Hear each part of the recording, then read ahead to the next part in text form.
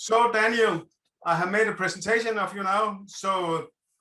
And I told that you will start out with about 20 minutes of a presentation of the program and what the synthetic tracking is, and then you will give demonstrations. And people are allowed to come with some questions if they want.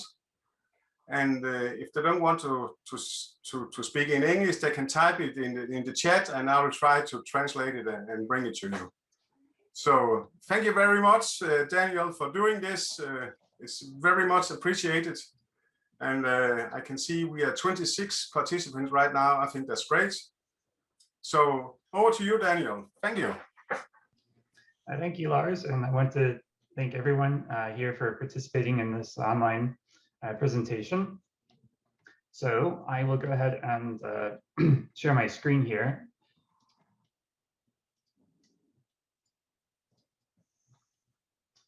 Okay, so this is a slide show that I have put together just to talk about an introduction of the Tycho tracker software. And so, again, introduction-wise, my name is Daniel Parrott, and I have been working on the Tycho tracker software for a couple of years now. And this is essentially a new tool. The purpose behind it is to help facilitate the discovery and recovery of minor planets. And what sets it apart from other tools is its unique synthetic tracking feature.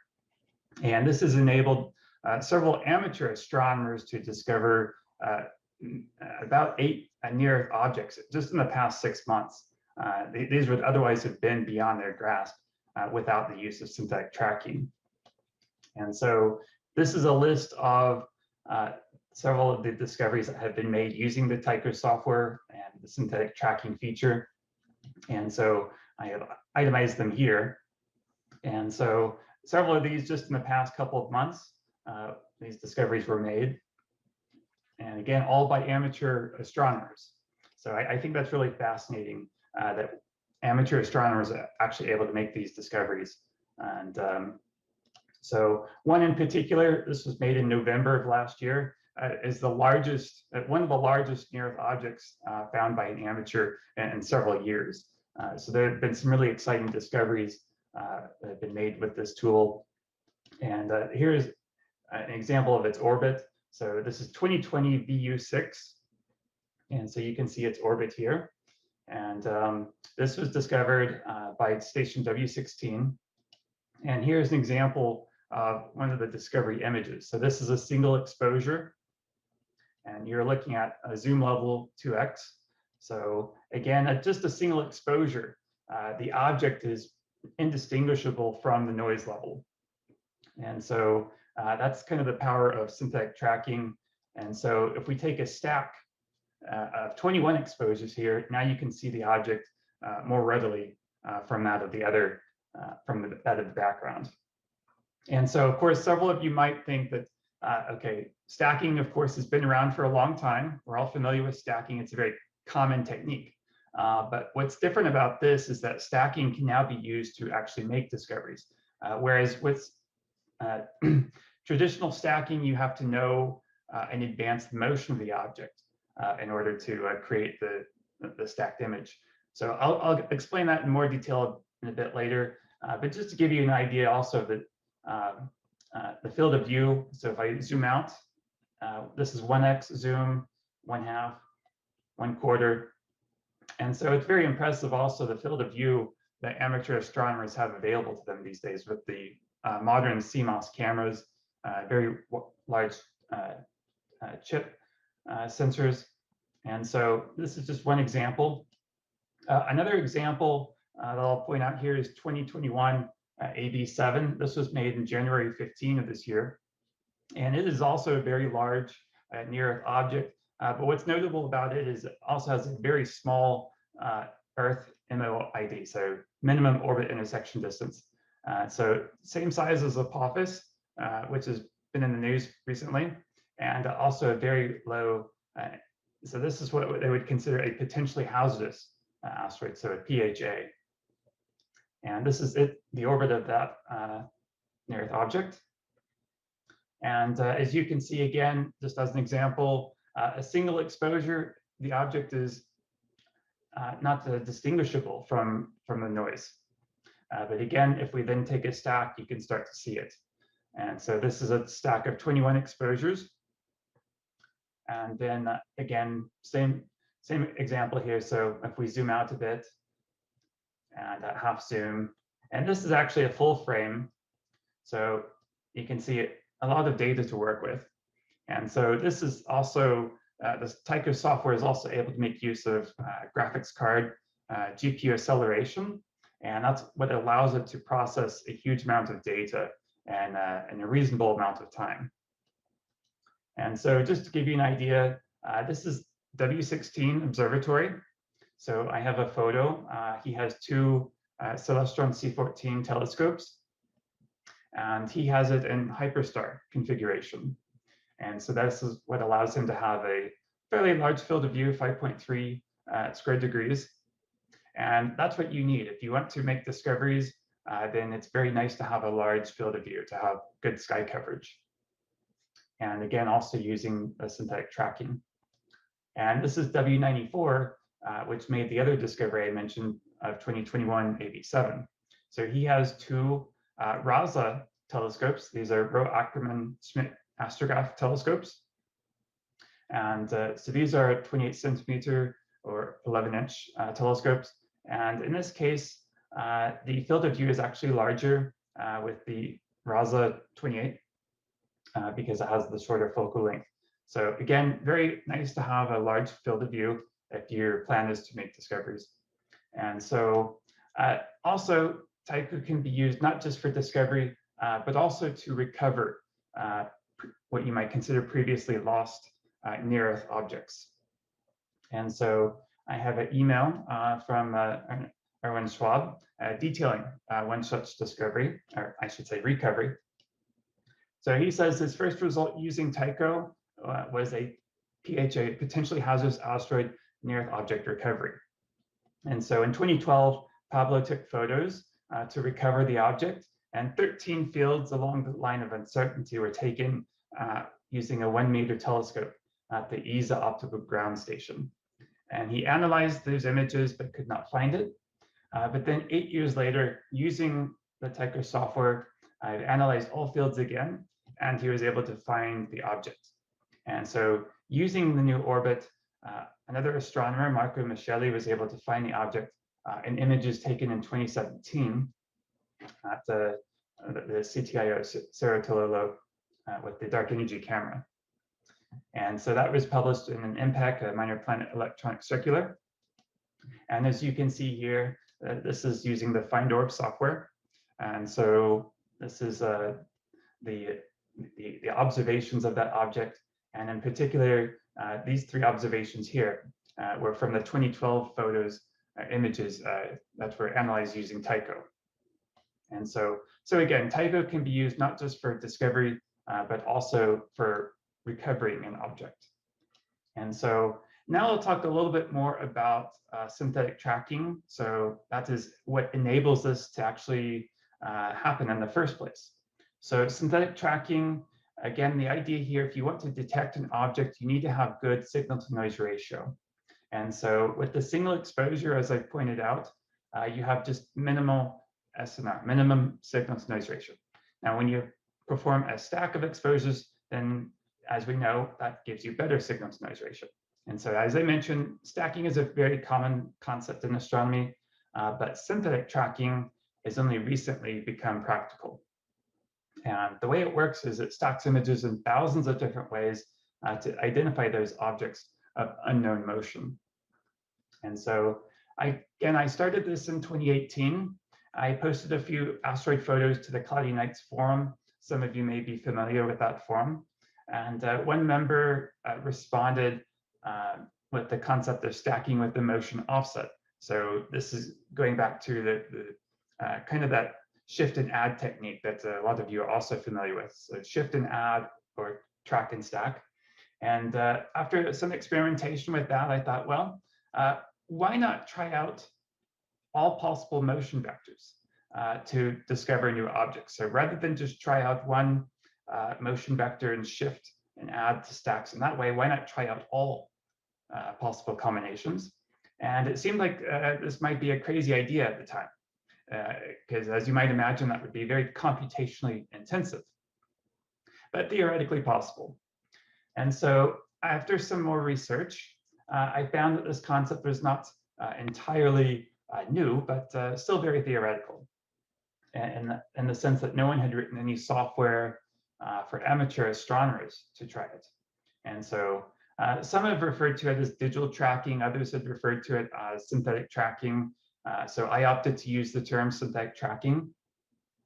And so again, it can be useful for both discovery and recovery, and allows you to detect objects having a wide range of motion. So again, not limited to just one motion vector, but instead you're exploring thousands of motion vectors. So the way it works is you first start off, you want to generate a trial stack for a given motion vector. So you're going to start off and say, maybe it has this motion. So we go ahead and stack images according to that. And then you proceed to extract candidate detections from that trial stack. And then once you've done that, you'll assign a quality metric. So you've looked at all of these detections that have been extracted from the trial stack, and then you assign a quality score to them. And again, then you do the above for thousands of iterations. You're exploring thousands of different motion vectors. And then finally, you can sort all of these detections by quality and then evaluate that sorted list. So here is an example of trial stacks of the same object. So as you can see, the trial stack in the center has the optimal motion vector. So the software is going to look at all of these different motion vectors, and eventually it will find the optimal motion vector and select that for the detection. So what has made synthetic tracking practical? As I mentioned before, the concept itself is not entirely new. In fact, there was a paper in 2013 that talked about synthetic tracking, and I'll get to that in a minute. But again, it's only recently become practical, especially for amateur astronomers. So there are three different ways. So graphics processing, I've talked a little bit about that. Major improvements there. We now have full frame CMOS cameras that provide a very large field of view, which again is very essential if your goal is to discover new objects. And then finally, we also have fast, large aperture telescopes. So for example, the Raza telescope or a C14 in hyperstar configuration. And so with respect to graphics cards, so again, I mentioned in 2013, there was a paper by Dr. Xiao. He's at the Jet Propulsion Laboratory. So he wrote a paper, and this was the first to emphasize the use of synthetic tracking for the purpose of asteroid discovery. And unfortunately, at the time, it was largely seen by others as impractical. It was too computationally intensive, and so the idea itself was not really regarded as practical.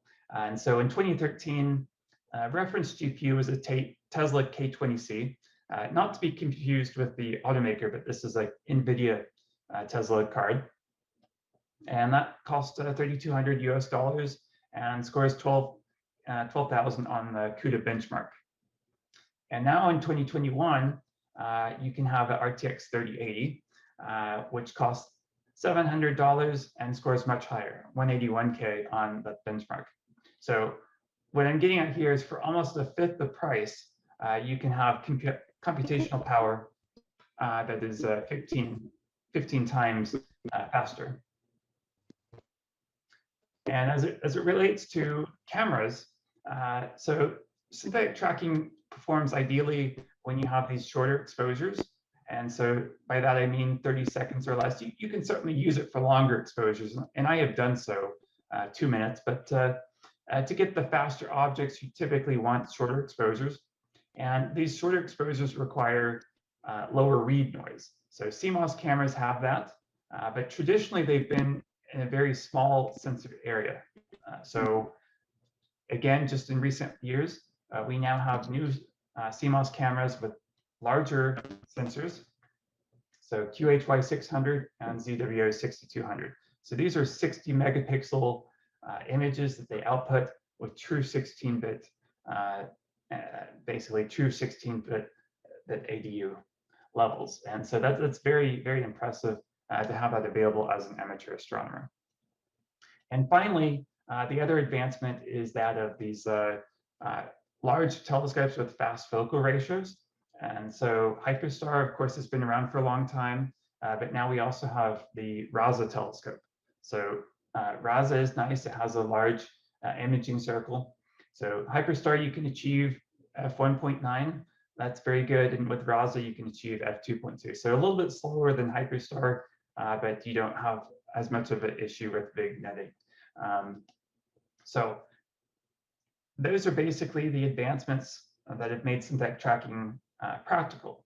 And now I'll talk a little bit about if you're interested in this, if you're interested in discovering asteroids, what are some of the criteria? So limiting magnitude, you have to be able to see the faint objects. Sky coverage, so you have to be able to scan a wide portion of the sky. And then finally, what is the cost to achieve the above? So limiting magnitude, that's as it relates to how faint an object you can detect. So synthetic tracking, as one example, you can regularly achieve magnitude 21 with a 14-inch or 36-centimeter instrument. So C14 is a 14-inch celestron telescope. And this is shown by astronomer Mark Holbrook. So that he is the person behind the station W16 that I mentioned earlier. So magnitude 21 is quite good, especially for amateur astronomer. So the question is, how important is that? So as one example, if we have two survey telescopes, so Catalina Sky Survey 703 and G96. So 703 has a larger field of view, 20 square degrees versus 5. So on paper, it should capture 4 times as many discoveries, but it only captures 1/5 as many. And a good part of that is because of limiting magnitude. So 703 has limiting magnitude 19.5, whereas G96 is 21.5. So that plays a huge role. And as you can see here, here's a graph of discoveries over time. Discoveries as it relates to different surveys. And so F51 is Pan-STARRS, and this was in 2019. It's roughly the same today. So Pan-STARRS is a 1.8 meter telescope. G96 is 1.5. And so they have very nice limiting magnitude. F52 is another Pan-STARRS instrument that has recently come online. And then you have 703, as I mentioned, they only reach magnitude 19.5. T08 is Atlas, and these others, the limiting magnitude is around 19. So you can clearly see, even though G96 has a smaller field of view than 703, it has the higher limiting magnitude. So the other criteria is sky coverage. So limiting magnitude alone is not sufficient. You must be able to actively scan a huge portion of the sky. So I put here qualifications. So nothing is free. Synthetic tracking does require a longer dwell time. Now, the solution to that is you can use an array of telescopes. So, and in fact, an array of smaller telescopes can actually be much cheaper than one large telescope while actually being more effective. And this is due to the exponential cost of aperture. So here's a graph of basically cost versus aperture. So as you can see, as you get to these larger 1 meter telescope, for example, it is just exponentially more expensive than these smaller apertures. So you have your 0.36 meter, and then as you go up here, the cost is astronomical.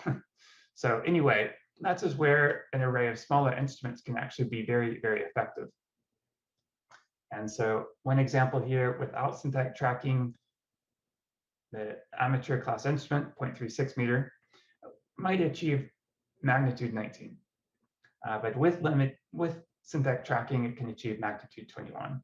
That puts it on par with the 1.5 meter telescope. So that's extremely good.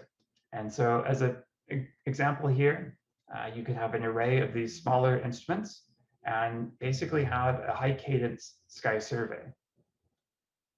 And so again, synthetic tracking with Tycho. So we've had proven results from the past 6 months from 3 different observatories. So I-93, W94, and W16. So 8 near-Earth objects discovered just in the past 6 months, all by amateur astronomers. So I think this is really fascinating. And again, these are just amateur class instruments, so 36 centimeter or smaller. So at this point, I can turn it over now to a demonstration. And so let me try to do that real quickly. Before I do that, are there any questions? I'd like to just ask if there are any questions.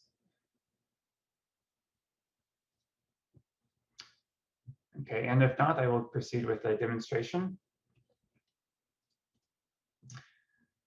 Okay, so can everyone see this screen here that I'm now sharing? This is the Tycho screen. Yes. Okay. Okay, so I have put together just a short demonstration here of the software. So here we have what is called an image manager. So here you specify a list of images to be processed by the software.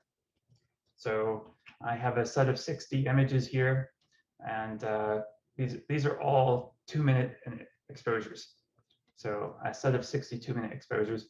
And what I'm going to do is I'm going to show you basically the synthetic tracking feature at play here. And so if I go to the action menu, I can run the synthetic tracker. And first thing is we can specify a threshold for the star mask.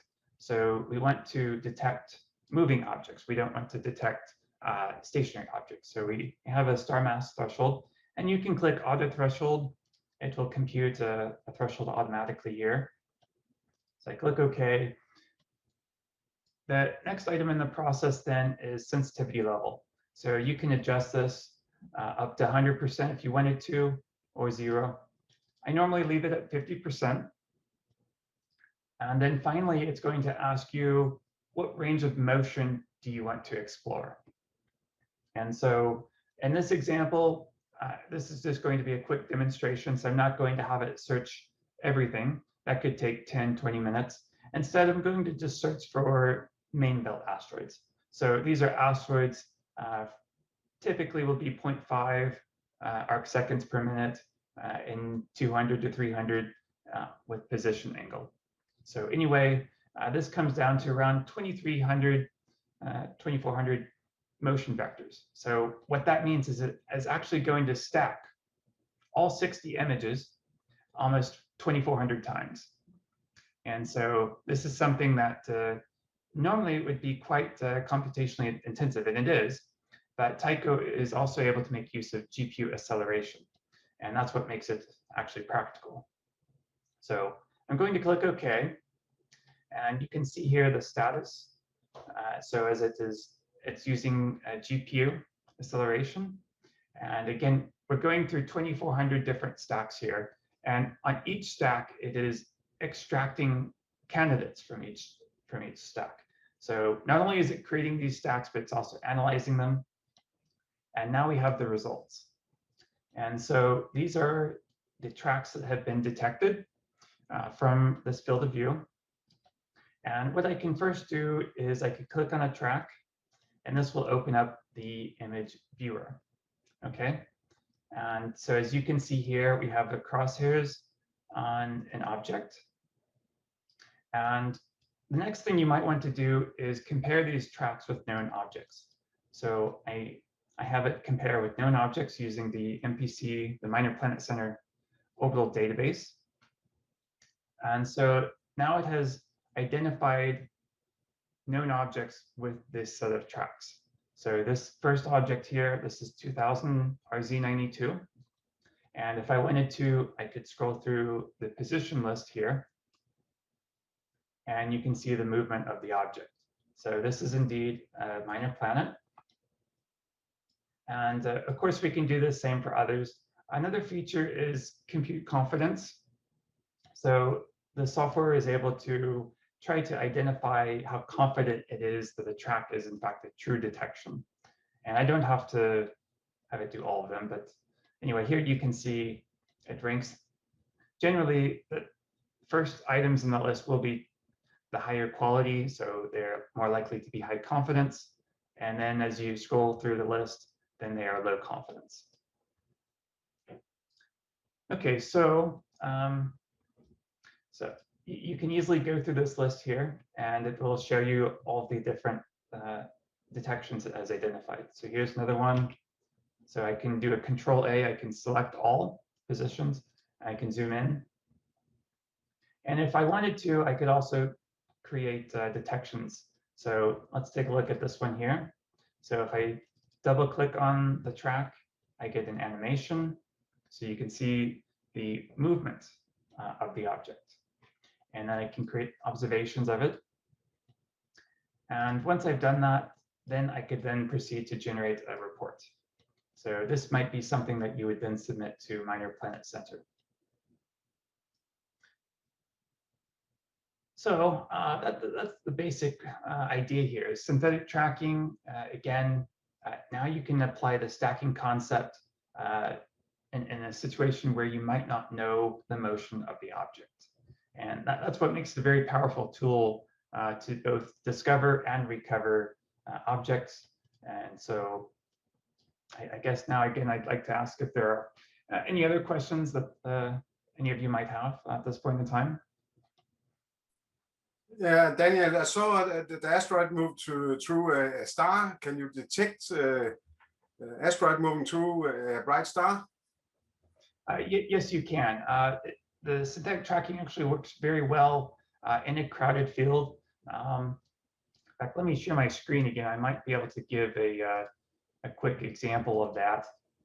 And so this is not exactly a crowded field here.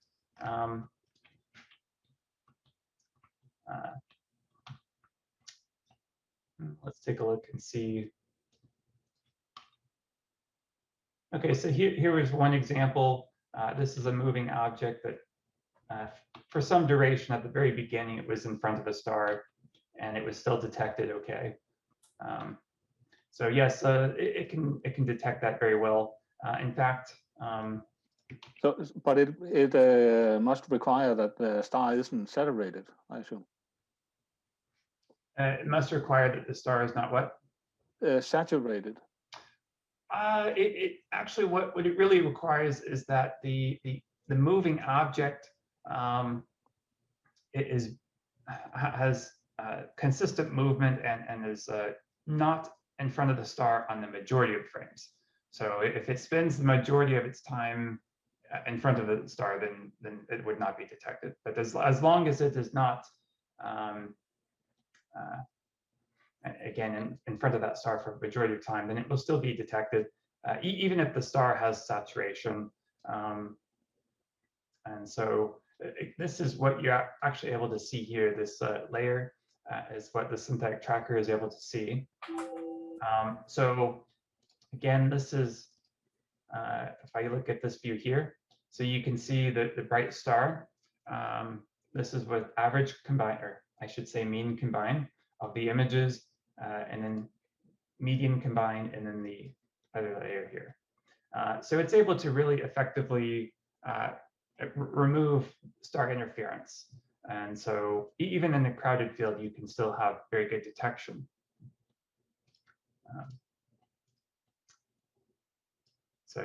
So that's a good question. Are there any others? How many data sets do you need for making a good detection? 11 frames, 20 frames, 50 frames, or? Mm-hmm. Yes, so 11 frames is the minimum, just because if you have fewer frames, then basically you'll have too many false positives. You need to effectively see consistent motion, and more frames you have in general the better. So I typically would say 25 frames is nice to have, but you could do with 11.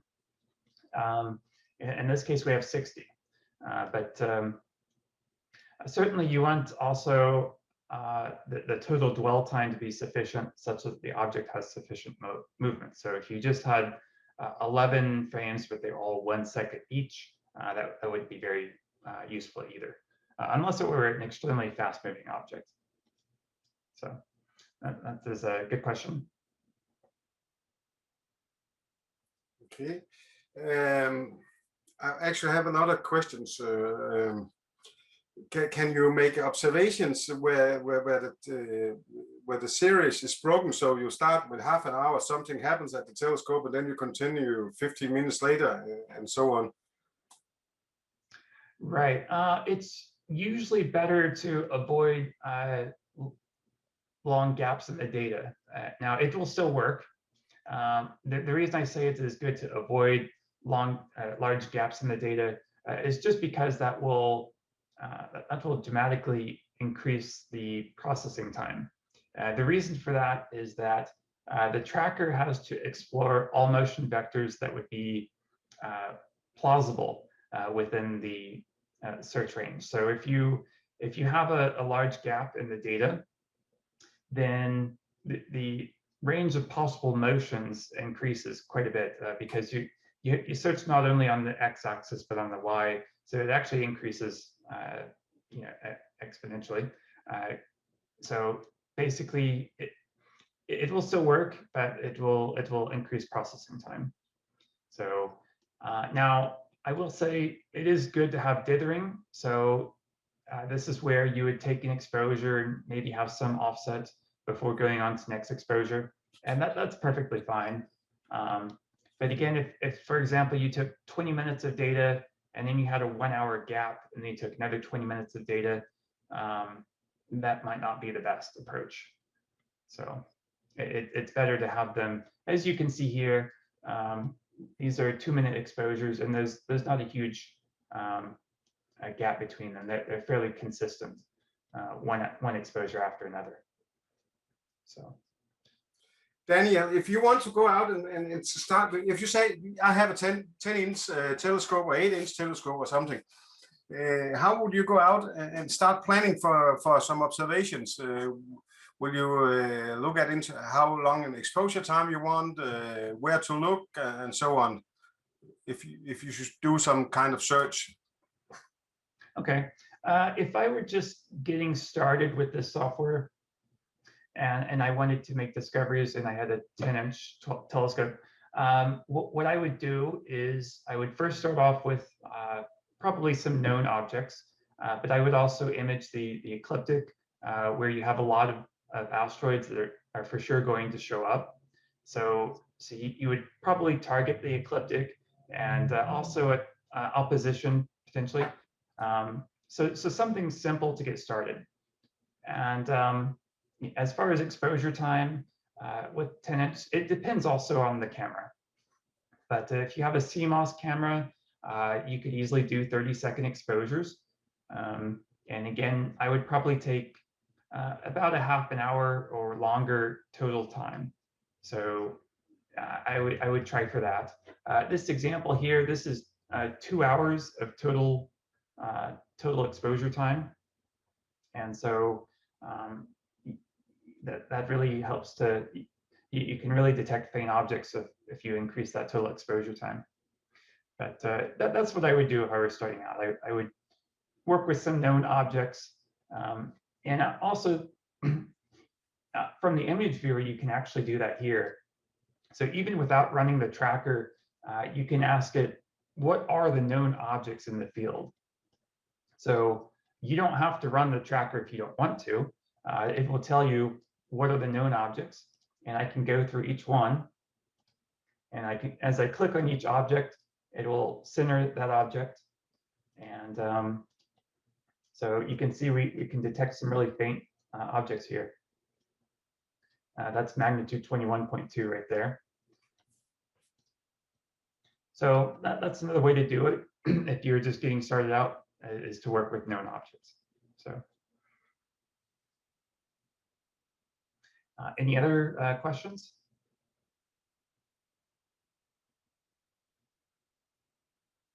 There's nothing in the chat right now. So I suppose you don't have to calibrate the images or what? Yes, you will want to calibrate the images. So there are mechanisms in place to do that here. So I actually might go ahead and show you that. So let's take a look at one example.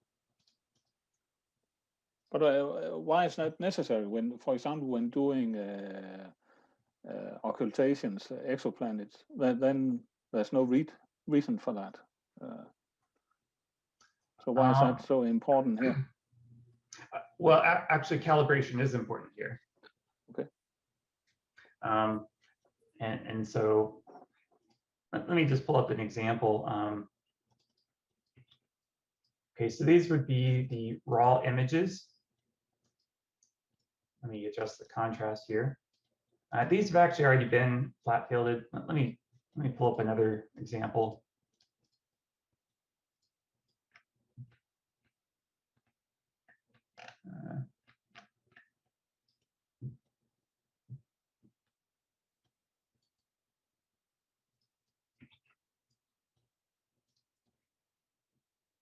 Okay, here's a good example. So you can see the kind of the gradient.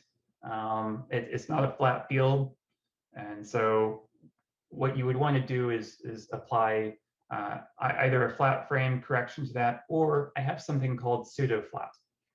So if we just take a look here, you can see these are 29 images, and they have not been aligned yet.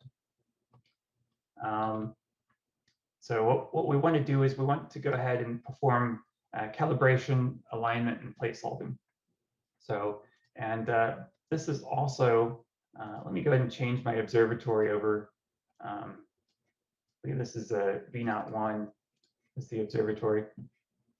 So if we go to calibrate, you can see there's an option for pseudo flat. So pseudo flat is great because it will actually apply this flat field. Basically, it will achieve a consistent background level, both within the image itself and also across all the images. So all the images will be normalized to have the same background level. And that's also key to having optimal results with synthetic tracking. So I'm going to choose pseudo flat option. And once I do that, it's actually already done. It already applied it to all those frames. And so you can see the result here is that now the image is very consistent across the entire field of view. And so again, I can pull that up again. You can see the comparison. So these were the images before, and then the image after applying pseudo flat. So if I were to toggle, this is before, and then here we have after.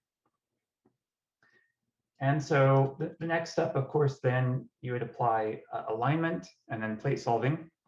So I can align the images. And that's also very quick to do. So it has finished aligning them. And now we will apply plate solving. So I can run the plate solver. And so this is running through the offline version of astrometry.net. And so we'll give it here a moment to do that. And now that we've done that, then I can pull up the image viewer again. And now you can see it has the plate scale has been computed. The field of view is here as well.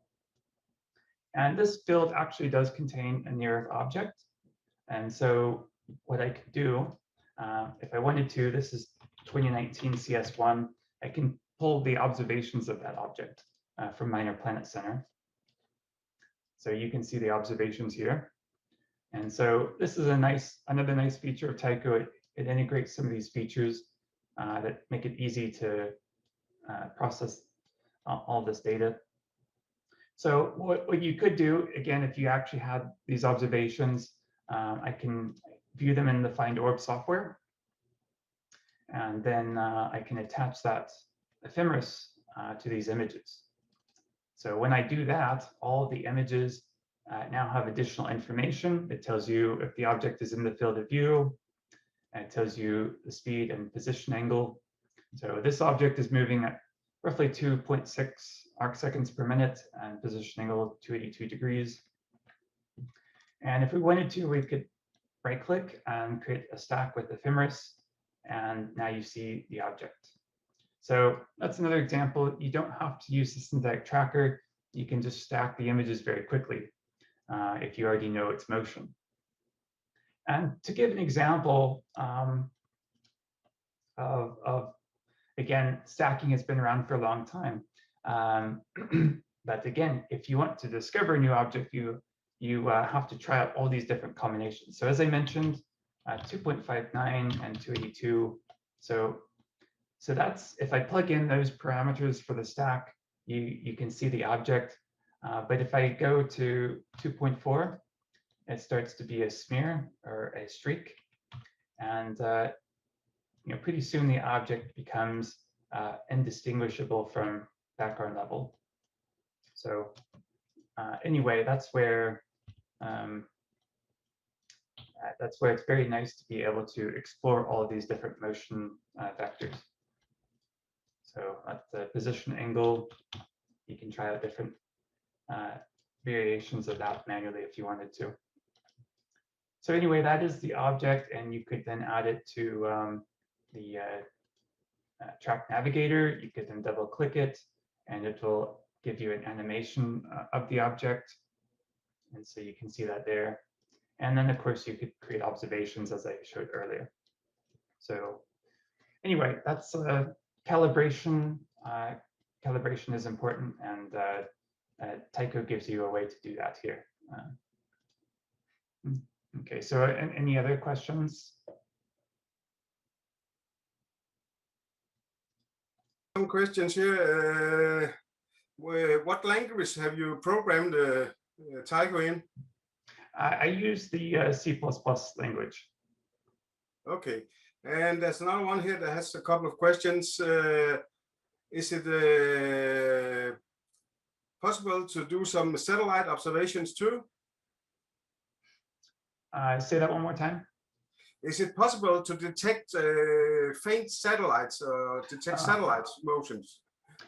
Yes, it is. I've actually I actually have data on a really fast-moving. Let's see here. This was not a satellite per se, but it was actually a near object that was moving at 1140 arc seconds per minute. That's actually faster than a satellite in geostationary. So I can pull up these images here.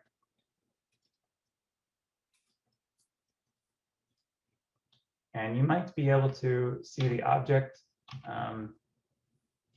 These are actually 1 second exposures. Even so, the object is still a bit of a streak. And so perhaps you can see the movement of the object here.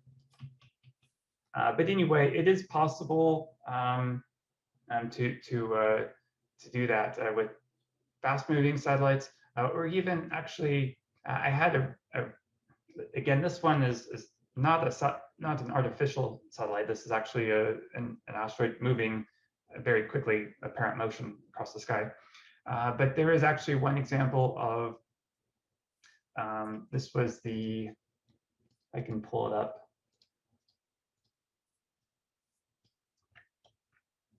Let me see here. Some of you might be familiar with the Spectre RG satellite.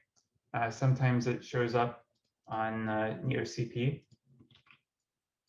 And anyway, these images actually have that satellite within them, and Tycho detected it without knowing that it was a satellite. So I would have to run the tracker here and explore all this. That would take 10-20 minutes, okay. So I don't have time to do all that. But to answer the question, yes, it can do that. So Spectre RG is I believe in a Lagrange point, and basically it has its motion across the sky. Because it is at such a distance, it's easily detected by sky surveys. So there's also a question here. Is it possible to check the moons around the big gas giants? I don't I don't know that it would be necessarily. Well, I haven't tried it. Yeah. I think it's because there've been a lot of talk about refinding some of the moons around Saturn and Jupiter. Okay. Okay. Well, it depends if they.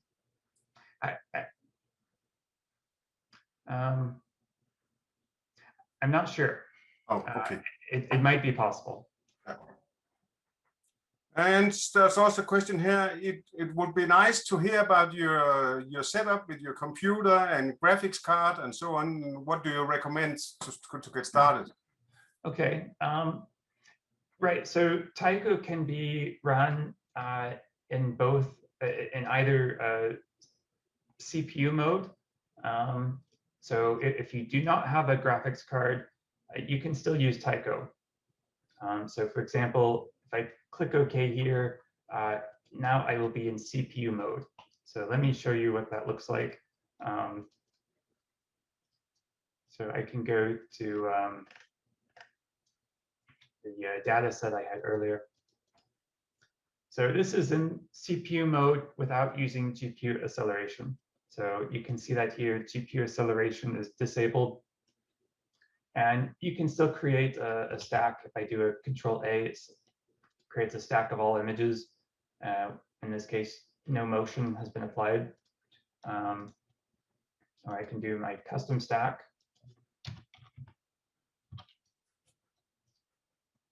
And so it can still operate just fine in CPU mode, but obviously it's faster with the GPU. So to answer your question, yes, I have an NVIDIA RTX 2080 is what I have for my graphics card. And nowadays, they have even better cards. The RTX 3080 is quite good. And so problem nowadays is they are hard to get a hold of. There's been a shortage, but I hope in a few months that they will become more readily available. As far as processor, I'm still on an older Intel i7 4790K, I believe. This is from 2015, so it's about 6 years old. It's a quad-core processor. Yeah, the GPU acceleration is what really helps. And also having a decent amount of RAM. So I have 32 gigabytes of RAM. And I would recommend at least 16. It depends on how large your images are and how many you have, but certainly 16 would be recommended. So any other question? Look, there's nothing here in the chat. Anybody else?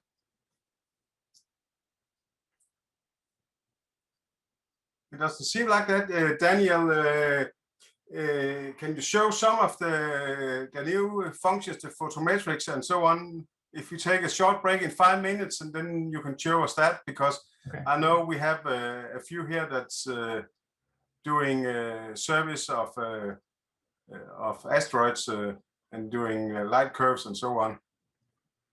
Okay, yeah, I can do that. Yeah.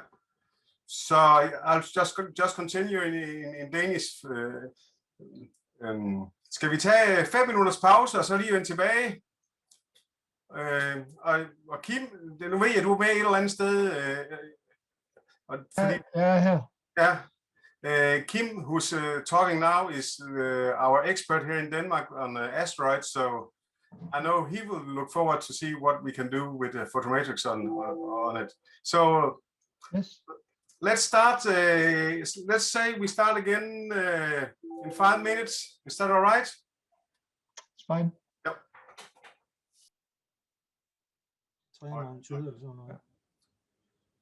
Lars, jeg har smidt en stak spørgsmål til Daniel, if you will continue, I have when you have shown us the photometrics, we have some questions from the chat I can read.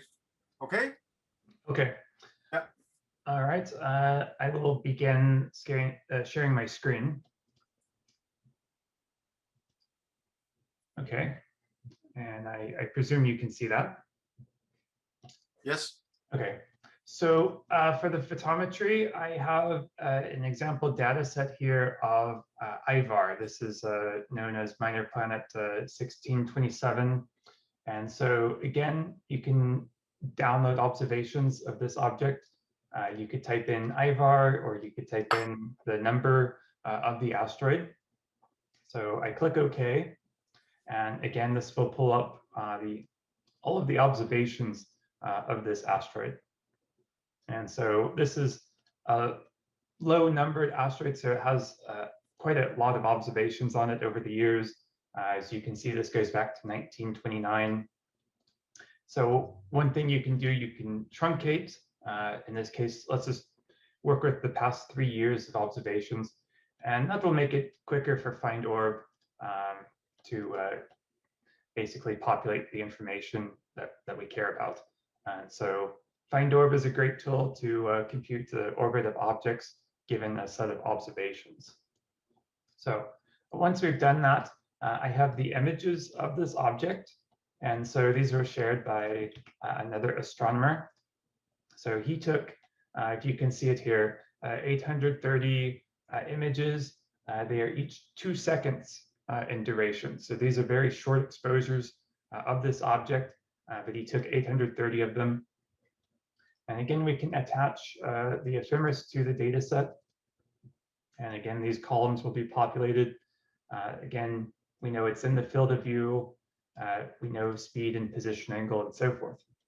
So what I will go ahead and do now is open up the image viewer. And again, there are a lot of images here. That is why it takes some time to do it. 800. Yeah. So we'll give it a moment to do that.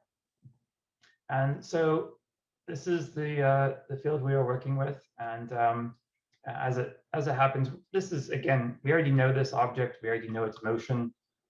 If I scroll through the images, then you can see it moving here. Again, these are just 2 second exposures. So it has apparent motion is quite minimal, as you might think. But anyway, to get to the light curve and conduct photometry. So lots of ways to do this. What I can do here, I can create a marker for the first instance of the object.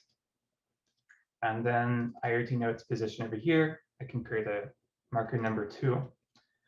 So from that, I can then create a track from markers. So this is just another way to do it. The other way I could have done it is I could have gone here, load known objects, and it would tell me that IVAR is in the field of view. And so when I click on it, then it's going to create a stack of all of these images. And then I could say add to track navigator. And so that's another way to do it. So I'm just showing these different ways. So once you have the object in track navigator, then it knows its position, its speed and position angle. So double click on it. And again, you get an animation of the object. And there's a checkbox here for photometry mode. So you click the checkbox photometry mode, and this will now generate as many observations as you want, as there are images. Or you could do fewer. So if you do fewer observations than there are images, then it will create substacks of the object. In this example, we'll create all observations. And so I click OK. And again, it's a lot of data to work through. It's a lot of images. So this takes a little bit of time to populate and create all of the photometry information, but we'll go ahead and give it a moment to do that. And once it has finished, then we can begin constructing the light curve. Okay, so now we have 830 observations in this list. So I can select all of them. And then I can right click and choose copy to photometry. So I'm going to create a new set for photometry. And this brings up 2 new windows. And one feature I've been working on in this update to Tycho, if you've noticed, we now have a navigation bar at the top. So some users have mentioned that Tycho creates a lot of windows. So I've been experimenting with navigation bar to help alleviate that issue. Anyway, so we now have our measurements, photometry measurements. And what we can do, we can go ahead and plot a graph. And you can see here a light curve already. So this is a raw plot. I can give it a title because this is IVAR, so 1627. And so this is just one session, one night of data. But if we wanted to, we could go ahead and try to find the period of this asteroid. So I do a period search. So I click find period, and it will come back with some results. And so here looks to be a decent match. So this is basically the bimodal curve. So you can have a period here. And again, this is just one night of data on this asteroid using 2-second exposures. But you have also the periodogram. And so this is the top rank here is the 4.7 hours. And then this could have possibly been another one, but it's not a bimodal curve. So more likely to be this period. The other thing you can do is you can search the AlpDef database. So this is a database of light curves. So if I type in 1627, then it will give me information about that object. So I can click import object, and this will take a moment. It has to go through the internet.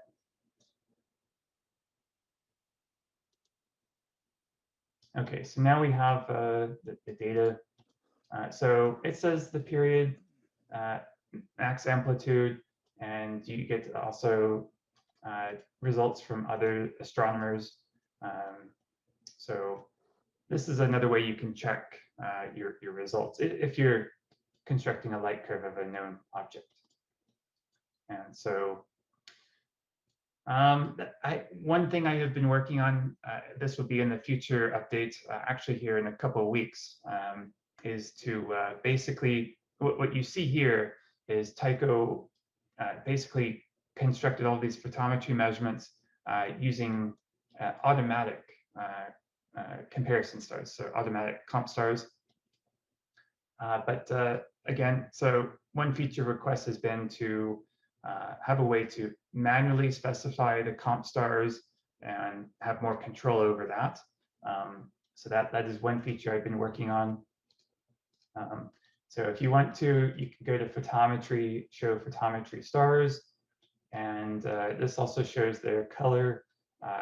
So with the B minus B value, so if I double click on one and show star information, it will tell you this is kind of the color of the star relative to the sun. And these are the different magnitude values. So in the B magnitude, V, and R, and so forth.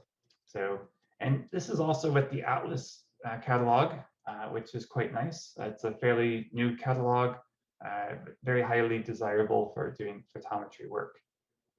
So that will be available in, like I say, the next update. So anyway, are there any questions at present moment? Yeah, I have one. I think which I've sort of little in.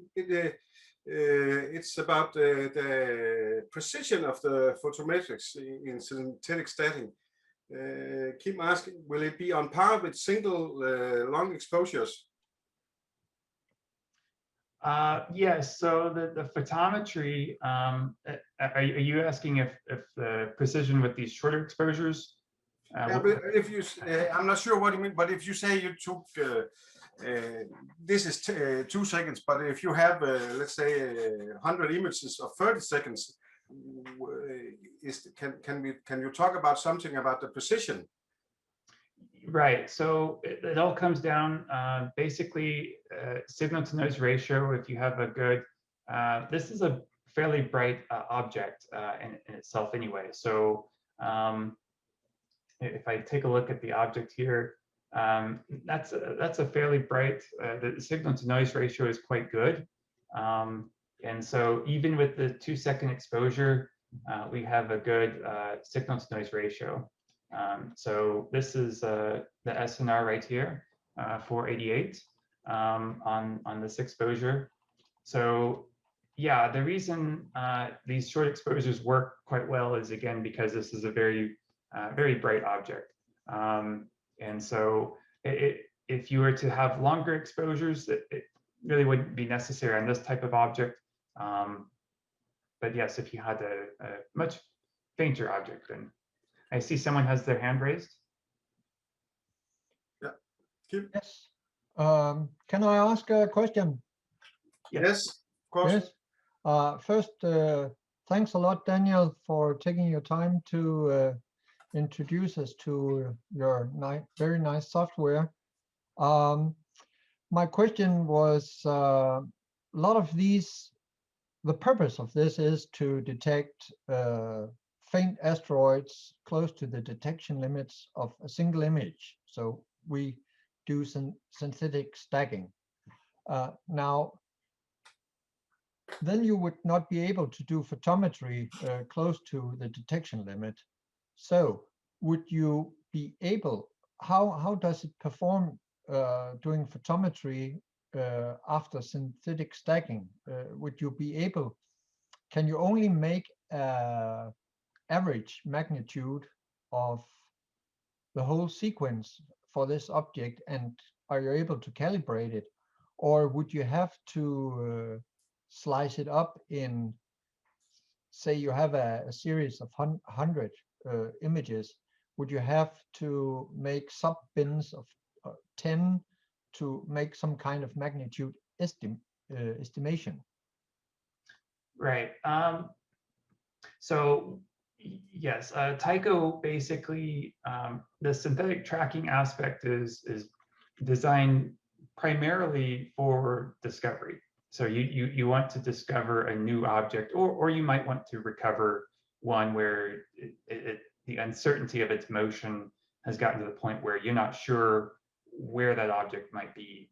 So that's really what synthetic tracking is for. Now, once you have identified that object, and again, as you point out, that is synthetic tracking, you're trying to reach the limit of what your instrument is capable of, as far as not even just a single exposure, but you've taken a whole stack of exposures.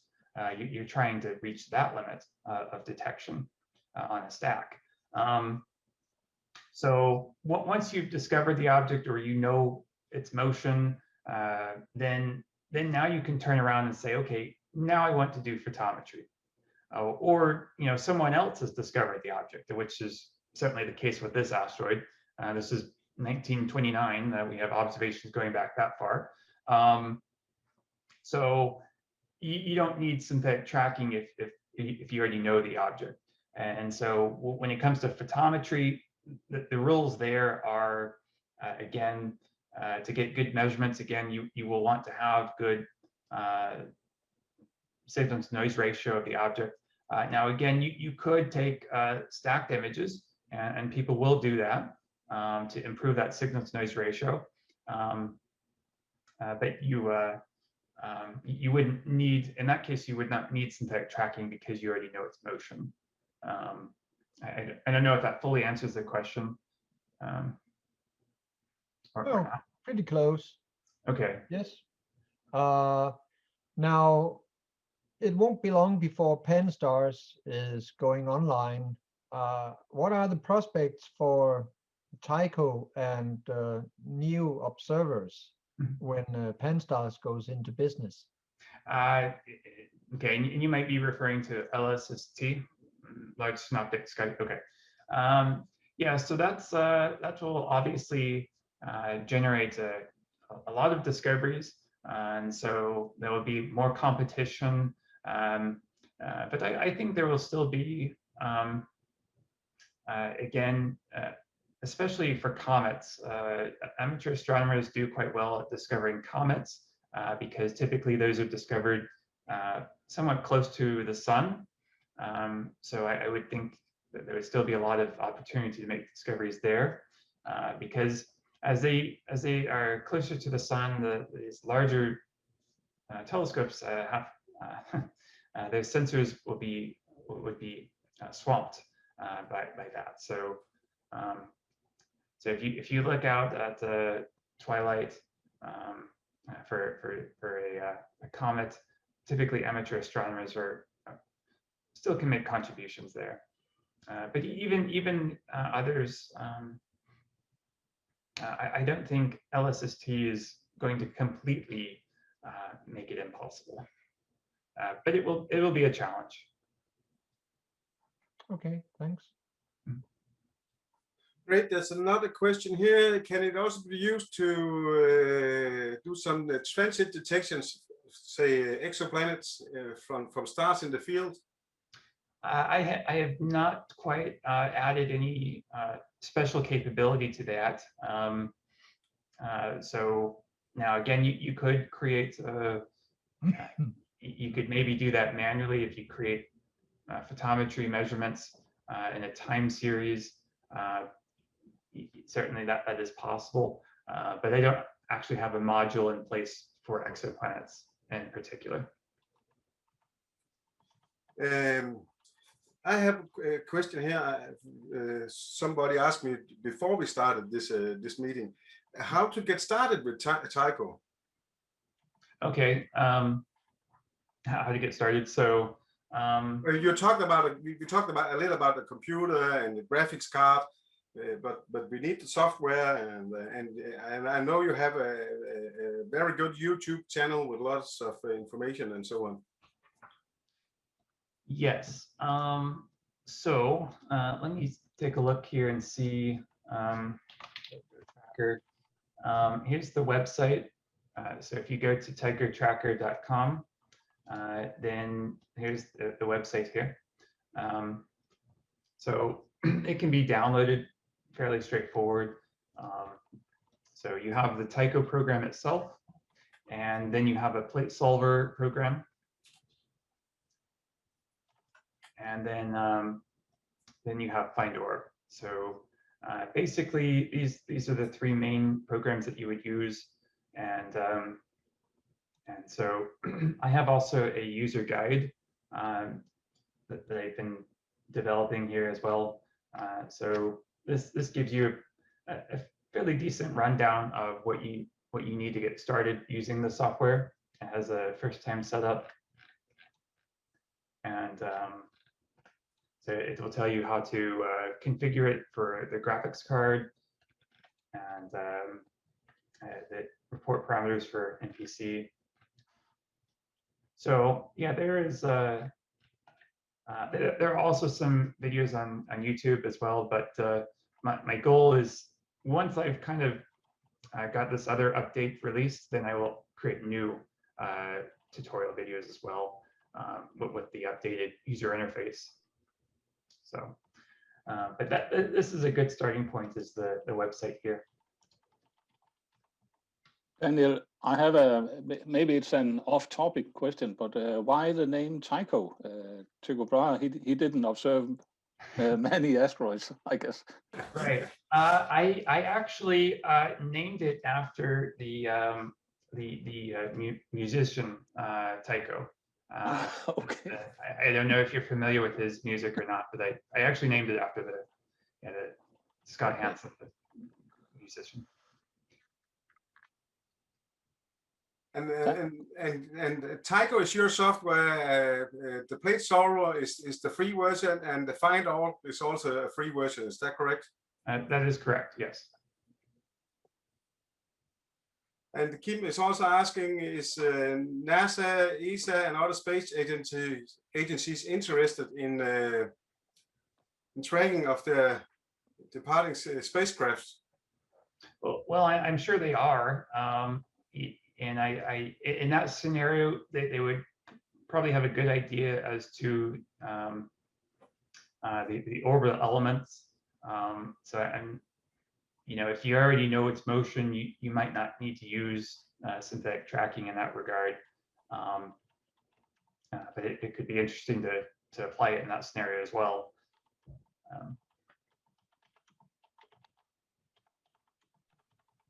And I also have a question from, that's my own question, indeed. I have been using a few times Tycho through the internet and connecting to a Norwegian person's computer and using his GPU cards. Can you explain a little about that? What kind of GPU cards?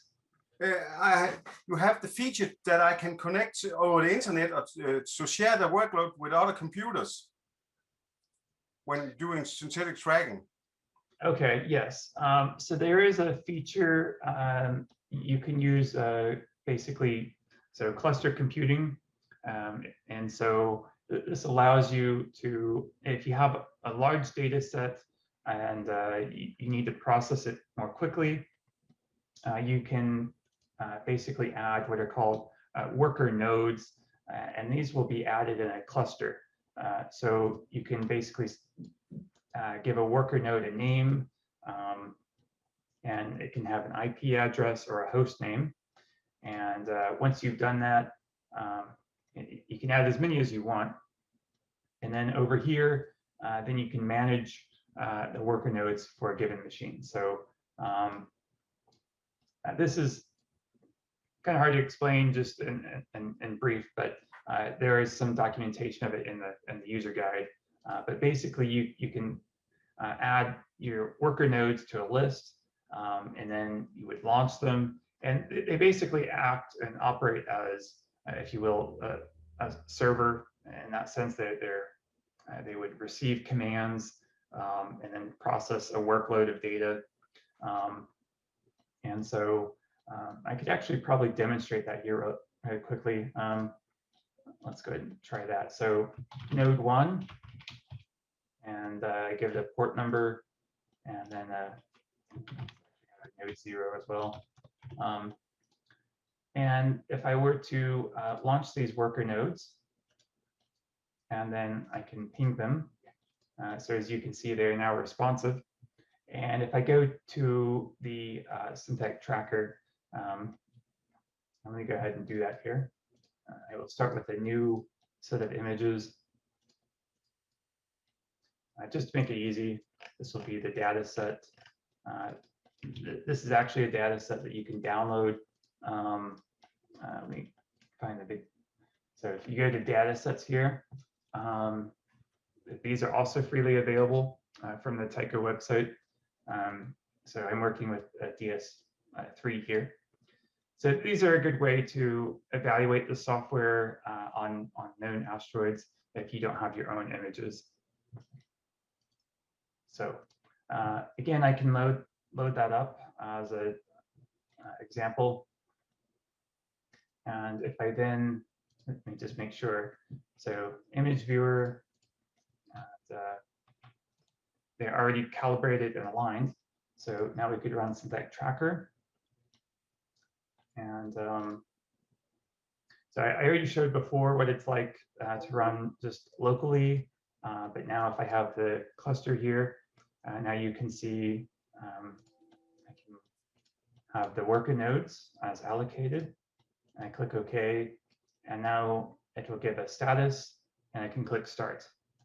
So it uploads the data, and it divides it between those two worker nodes. And again, they could be on a different machine. In this case, they are both on the same machine.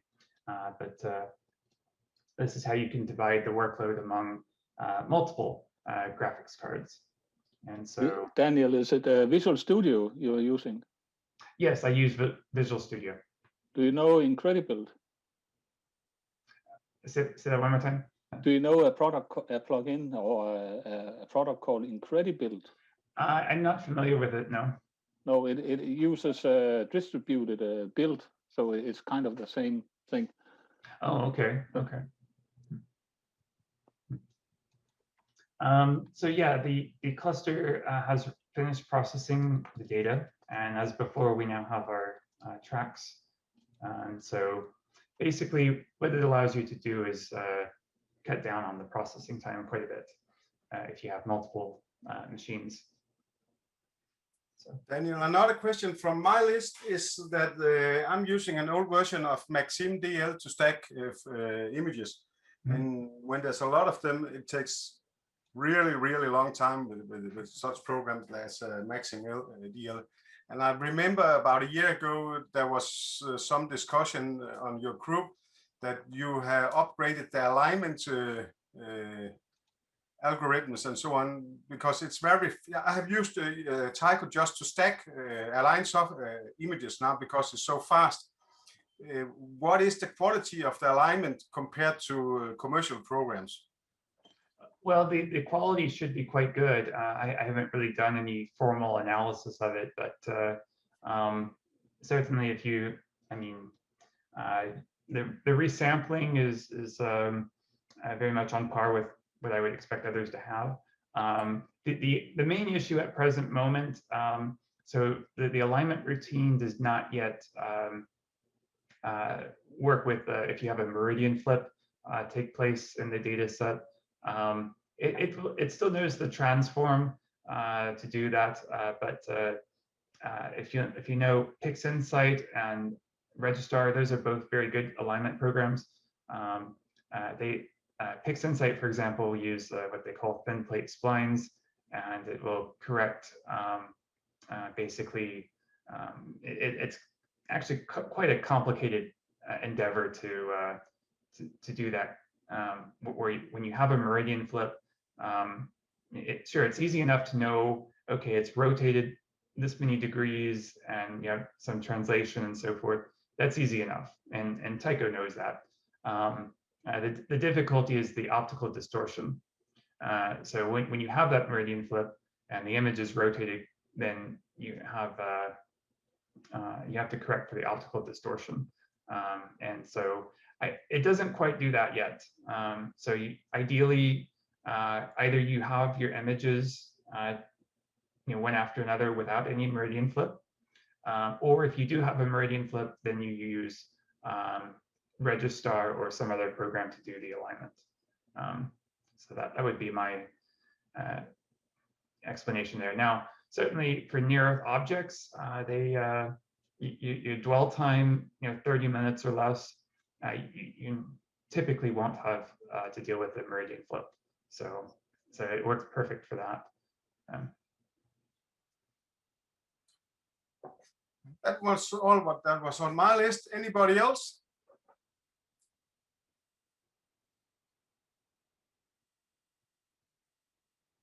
Doesn't look like that. So Daniel, I don't know if you have any more to tell. I think this was great. Okay. A good introduction to your software, and I have used many hours using your software right now because I'm so fascinated about it. So I think people should go to your website and get a trial version and see if they can use it. Great, and I will certainly, my email address is also there, so if anyone has questions, I'll be more than happy to answer them. So. Okay. Thank you, Daniel. I will get in touch with you a little later, and then I will end up the meeting and switch to English and say, jeg tror, det ved at blive klart vejr udenfor. Skal I ud og observere? I'm just saying to them that it seems to be clear weather now. Go out and observe. Yeah. Okay. Bye, everybody. Thank you. Bye-bye.